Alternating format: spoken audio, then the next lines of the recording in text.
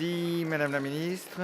Nous en venons à la discussion générale et la parole est à Monsieur Stéphane Demilly pour le groupe UDI, Agir et Indépendants et pour 10 minutes.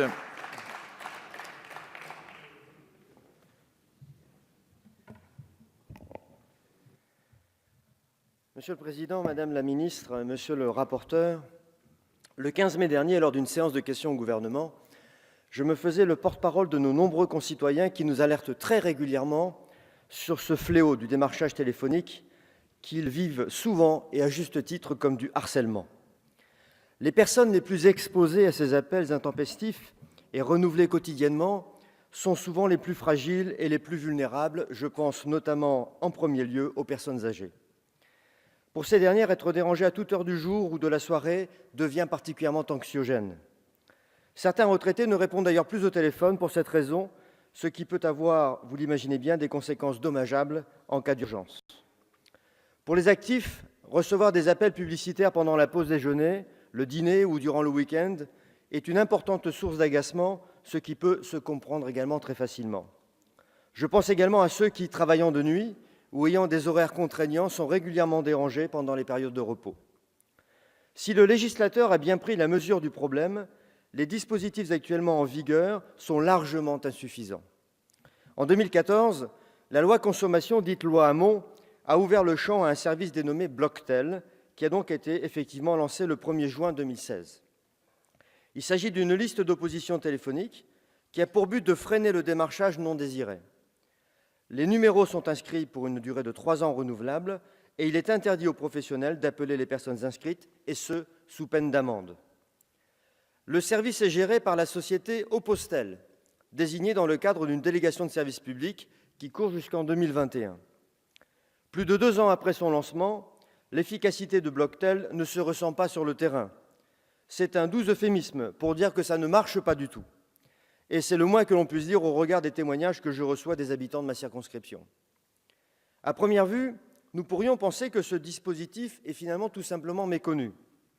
Pourtant, il y a 7 mois, en réponse à ma question, Madame la secrétaire d'État à la consommation de l'époque évoquait le chiffre de 3,7 millions de personnes et de 8,5 millions de numéros de téléphone inscrits sur Blocktel. Et elle me précisait alors, je la cite, « Les coordonnées des consommateurs inscrits à ce service ont été retirées de 180 000 fichiers de prospection, soit, selon elle, plusieurs milliards d'appels évités. » Si l'on compare ces chiffres une fois de plus au ressenti sur le terrain, au vécu du quotidien, nous constatons donc que le problème est ailleurs. En effet, à peine 800 entreprises ont adhéré au dispositif afin de faire retirer de leurs fichiers de prospection les numéros protégés par Blocktel. Par ailleurs, Blocktel décide librement de transférer ou non les réclamations à la Direction générale de la concurrence, de la consommation et de la répression des fraudes. Les estimations varient, mais la DGCCRF aurait sanctionné une centaine d'entreprises contrevenantes, ce qui est extrêmement faible face à l'ampleur du fléau. Les enquêtes sont également longues et complexes, car certaines entreprises ont élaboré de merveilleuses stratégies pour ne pas respecter la réglementation. Par exemple, usurpation de numéros de téléphone, longue chaîne d'intermédiaires ou encore localisation à l'étranger. Par ailleurs, il existe des difficultés intrinsèques liées à l'organisation du marché des télécommunications et il peut être compliqué de vérifier à quelle entreprise est attribué un numéro de téléphone. Dans les cas les plus frauduleux, les entreprises souhaitant continuer à démarcher sans se faire bloquer par la liste changent de nom ou changent de nom de société et obtiennent de nouveaux numéros de téléphone avec lesquels ils peuvent ou elles peuvent recommencer. Qui plus est, ces nouveaux numéros utilisés ne sont pas répertoriés rapidement dans la liste d'opposition gérée par Blocktel. Bref, tous ces éléments, mis bout à bout, expliquent sans aucun doute le ressenti de nos concitoyens. En 2017, 1 an après la mise en place de Blocktel, une enquête du magazine 60 millions de consommateurs révélait que près de la moitié des personnes inscrites ne percevaient aucune diminution du nombre d'appels. De plus, les renseignements à fournir pour dénoncer un démarchage abusif sont beaucoup trop nombreux et la démarche est trop complexe selon les consommateurs. Lors de sa réponse à ma question, en mai dernier, j'y reviens, Madame la secrétaire d'État avait admis que, je la cite de nouveau, « l'effet de Blocktel reste insatisfaisant car un nombre trop important d'entreprises ne respectent pas la réglementation C'est inacceptable et cela appelle à la fois plus de pédagogie et plus de sévérité à l'égard des entreprises. » Fin de citation. Le constat est donc partagé. Il reste désormais à en tirer les conséquences. C'est l'objet de notre rencontre d'aujourd'hui. Conscient du désarroi de nombreux Français, avec les collègues de mon groupe, nous avions soutenu à l'époque la proposition du député Pierre Cordier. C'était en juin dernier. Celle présentée aujourd'hui par notre brillant collègue Christophe Naegelen, dont je suis naturellement cosignataire, a fait l'objet d'un travail approfondi pour aller vers un dispositif qui a vocation à protéger davantage nos concitoyens et à faire valoir leurs droits. Le groupe que je représente y adhère donc pleinement. L'examen en commission, la semaine dernière, s'est déroulé, le rapporteur l'a reprécisé tout à l'heure, s'est déroulé comme devrait se dérouler finalement l'examen de tous les textes d'initiative parlementaire, c'est-à-dire de façon constructive, un mot auquel nous sommes attachés dans le groupe.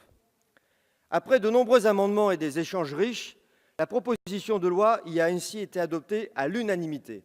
Oui, c'est rare, à l'unanimité. Le rapporteur d'une part et la majorité d'autre part ont chacun fait un pas pour aboutir à un texte qui soit réellement opérationnel en vue de la séance de ce matin. Des mesures que je tiens à souligner ont notamment été validées. Il en va de l'article 1er qui oblige le démarcheur à décliner son identité, l'identité sociale de la personne pour le compte de laquelle elle effectue ou il effectue l'appel, ainsi que la nature commerciale de l'appel. L'article 1 bis, ajouté en commission, qui oblige les entreprises de démarchage à s'assurer de la conformité de leurs fichiers de prospection avec la liste Blocktel, mais aussi l'article 8, également ajouté en commission, qui met en place le name and shame, que vous avez rappelé tout à l'heure, c'est-à-dire la publication des sanctions de la DGCCRF et les noms des entreprises fautives. Une fois en vigueur, il faudra s'assurer de l'effectivité de ces mesures et donc prévoir un contrôle et une remontée d'informations régulières à la répression des fraudes, qui doit être dotée de moyens suffisants pour pouvoir agir en conséquence. D'autres mesures de cette proposition de loi semblent également faire consensus dans le sens d'une amélioration de Blocktel. Je pense à la suppression de l'exception qui permet aujourd'hui de démarcher des entreprises, des personnes inscrites sur Blocktel, dès lors qu'elles ont déjà eu avec elles des relations contractuelles préexistantes. Je pense aussi au durcissement des sanctions administratives en cas d'appel malgré l'inscription sur Blocktel. Pour autant, Madame la Ministre et Monsieur le rapporteur, à titre personnel, je regrette que le système d'opt-in n'ait pas été retenu. Pas de démarchage sans consentement exprès. Et je le regrette vraiment, car c'était le plus simple, c'était le plus lisible, le plus visible, le plus facile. S'inscrire pour donner son accord au démarchage téléphonique ou se désinscrire à souhait. Néanmoins, cette proposition de loi d'aujourd'hui a le mérite de se concentrer sur plusieurs mesures opérationnelles concrètes, telles que le renforcement des protections pour les consommateurs, l'aggravation des sanctions, la lutte contre les appels frauduleux ou encore l'encadrement des pratiques des entreprises de démarchage et des opérateurs téléphoniques. Des sanctions très conséquentes devront être prises en cas de non-respect de ces nouvelles obligations. À ce titre, je forme le vœu que cette plus grande fermeté dissuadera en amont certaines entreprises malveillantes. Les sanctions déjà renforcées dans la version initiale de la proposition de loi ont d'ailleurs encore été élargies lors de l'examen en commission et je ne peux que le saluer.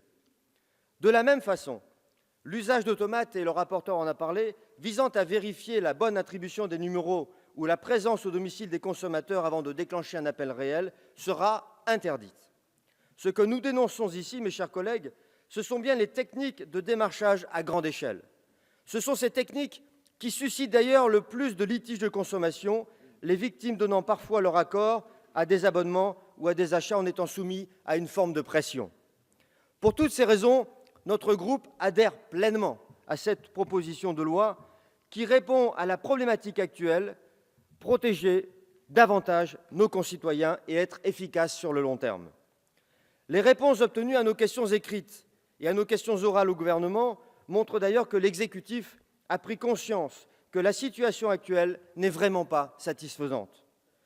Nos débats ont montré, et devraient continuer à montrer, que le Parlement souhaite faire bouger les choses sur ce sujet dans le cadre d'un travail constructif, une fois de plus, avec l'ensemble des groupes politiques de notre Assemblée. Nous avons ici, mes chers collègues, une opportunité proposée par le groupe UDI, Agir et Indépendants de faire évoluer un dispositif qui, de l'aveu de tous, a échoué. Alors, mes chers collègues, je vous invite à saisir cette belle occasion qui nous est donnée, et j'en suis sûr, vos concitoyens vous en remercieront. Merci, mon cher collègue.